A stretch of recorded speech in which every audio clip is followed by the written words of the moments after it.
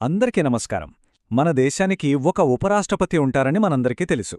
కాని ఆయన అసలైన పవర్ ఎక్కడుంటుందో తెలుసా? అదిగో అక్కడే, రాజ్యసభలో.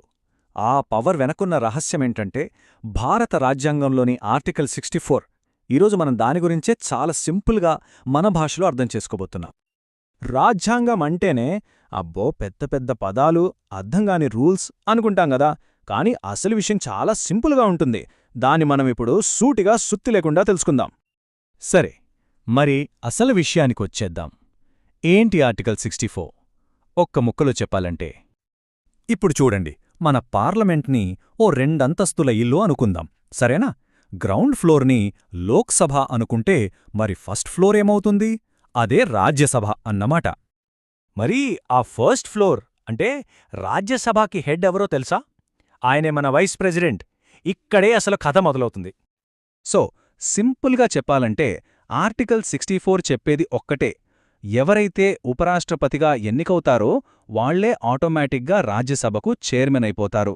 దీన్నే ఎక్స్ అఫిషియో చైర్మన్ అంటారు. అంటే ఆ పోస్ట్ కోసం సపరేట్గా ఎన్నికలు ఏమీ ఉండవనమాట. ఓకే, ఉపరాష్ట్రపతి చైర్మన్ అయ్యారు, బాగుంది. కాని చైర్మన్గా ఆయన పవర్స్ ఏంటి? రాజ్యసభలో ఆయన రోల్ ఎలా ఉంటుంది? ఇప్పుడు చూద్దాం. చైర్మన్ అంటే ఒక క్లాస్ టీచర్ లాంటి వారన్నమాట.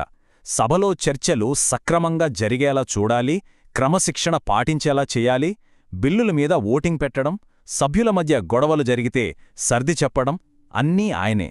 మాట వినకుండా సభకు అడ్డుపడితే సభ్యుల్ని సస్పెండ్ చేసే పవర్ కూడా ఆయన చేతిలోనే ఉంటుంది. ఇక్కడో చాలా ఆసక్తికరమైన పాయింట్ ఉంది.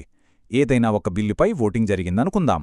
దానికి అనుకూలంగా 50 ఓట్లు, వ్యతిరేకంగా 50 ఓట్లు వచ్చాయి. ఇప్పుడేంటి పరిస్థితి? టై అయింది కదా. మరి ఫలితం ఎలా డిసైడ్ చేస్తారు? అక్కడే వస్తుంది చైర్మన్ స్పెషల్ పవర్.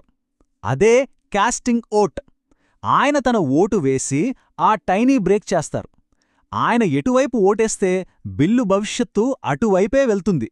చూశారా ఎంత కీలకమైన పవరో? అంతా బానే ఉంది, కాని ఒక డౌట్ రావచ్చు. అసలు వైస్ ప్రెసిడెంట్నే ఎందుకు రాజ్యసభకు చైర్మన్గా పెట్టాలి? వేరే వాళ్లని పెట్టొచ్చుగదా. దీని వెనుక ఒక పెద్ద లాజిక్ ఉంది. మనకు తెలుసు, రాజ్యసభ అంటే హౌస్ ఆఫ్ స్టేట్స్, అంటే రాష్ట్రాల సభ. అక్కడ రకరకాల రాష్ట్రాల నుంచి, రకరకాల పార్టీల నుంచి ఎంపీలు ఉంటారు. మరి వాళ్ల మధ్య చర్చలు సజావుగా జరగాలంటే ఏ పార్టీకి కొమ్ము కాయని ఒక న్యూట్రల్ వ్యక్తి కావాలి. ఆయనే చైర్మన్. అప్పుడే అక్కడ న్యాయంగా, నిష్పక్షపాతంగా పనులు జరుగుతాయి. దీన్ని మరోలా చెప్పాలంటే, రాజ్యసభ ఒక ఫుట్బాల్ మ్యాచ్ అయితే చైర్మన్ ఒక రెఫరీ అనమాట. రెఫరీ ఎలాగైతే ఏ టీంకి సపోర్ట్ చేయకుండా రూల్స్ ప్రకారం గేమ్ని నడిపిస్తాడో, చైర్మన్ కూడా సభలో రాజకీయాలకతీతంగా రాజ్యాంగం ప్రకారం సభను నడపాలి. సరే, రూల్సున్నాయి, వాటిని చూడ్డానికి చైర్మన్ ఉన్నారు.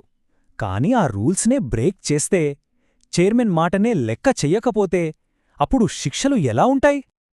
ఇక్కడొక విషయం గమనించాలి. ఆర్టికల్ 64లో ఫలానా శిక్ష అని డైరెక్ట్గా రాయలేదు. కాని చైర్మన్ తన డ్యూటీ చేస్తుంటే ఎవరైనా అడ్డుపడితే దానికి వేరే చట్టాలు వర్తిస్తాయి.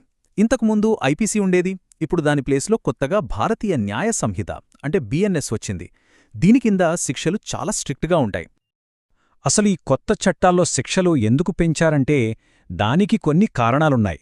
1, పార్లమెంటుకి ఇంకా బలమైన రక్షణ ఇవ్వటానికి. 2, పాత దేశద్రోహం చట్టం బదులు దేశ సార్వభౌమత్వాన్ని కాపాడే కొత్త సెక్షన్ తీసుకొచ్చారు. 3, నకిలీ పత్రాల బెడదను అరికట్టటానికి. ఫైనల్గా పార్లమెంటు భద్రత అంటే దేశ భద్రతతో సమానం. అందుకే ఇంత కఠినంగా మార్చారు. ఉదాహరణకు, ఎవరైనా సభలో గందరగోళం సృష్టించి పనులకు అడ్డుపడితే బిఎన్ఎస్ 226 ప్రకారం వాళ్లకు 2 ఏళ్ల వరకు జైలు శిక్ష విధించవచ్చు. అది కేవలం అడ్డుపడితేనే. ఒకవేళ ఏకంగా చైర్మన్నే బెదిరించారనుకోండి, అప్పుడు శిక్ష ఇంకా తీవ్రంగా ఉంటుంది. ఏకంగా 7 ఏళ్ల వరకు జైలు. దీన్ని బట్టే అర్థం చేసుకోవచ్చు చైర్మన్ పదవికి ఎంత ప్రాముఖ్యత ఉందో. ఇదంతా బాగానే ఉంది. చట్టాలు, శిక్షలు, అధికారాలు, వీటి గురించి తెలుసుకుందాం. మరి ఈ సిస్టంలో ఒక పౌరుడిగా మన పాత్ర ఏంటి? మనవేం చేయగలం? మన చేతుల్లో కూడా కొన్ని పవర్ఫుల్ టూల్స్ ఉన్నాయి. ఉదాహరణకి ఆర్టీఐ ఫైల్ చేసి రాజ్యసభ ఎలా పనిచేస్తుందో అడగొచ్చు. చైర్మన్ ఇచ్చిన ఆర్డర్స్లో ఏదైనా తేడా ఉందనిపిస్తే కోర్టులో సవాలు చెయ్యొచ్చు. ఇంకా అవసరమైతే పిల్ అంటే ప్రజాప్రయోజన వ్యాజ్యం వేసి పార్లమెంట్ జవాబుదారీతనాన్ని నిలదీయొచ్చు. వీటన్నిటికంటే ముఖ్యంగా ఉపరాష్ట్రపతి అంటే మన చైర్మన్ నిష్పక్షపాతంగా ఉంటున్నారా లేదా అని గమనిస్తూ ఉండటం మనందరి బాధ్యత. సో చివరగా ఒక్క విషయం గుర్తుంచుకోవాలి. రాజ్యసభలో మాటల యుద్ధం జరగొచ్చు, తీవ్ర వాదనలు జరగొచ్చు, కాని అక్కడ పోట్లాడుకునే వాళ్లకన్నా వాళ్లందర్నీ కంట్రోల్లో పెట్టే చైర్మన్ చాలా ముఖ్యం. ఆ కుర్చీలో ఉన్న వ్యక్తి నిష్పక్షపాతంగా ఉంటేనే మన ప్రజాస్వామ్యం బలంగా ఉంటుంది. అంతే.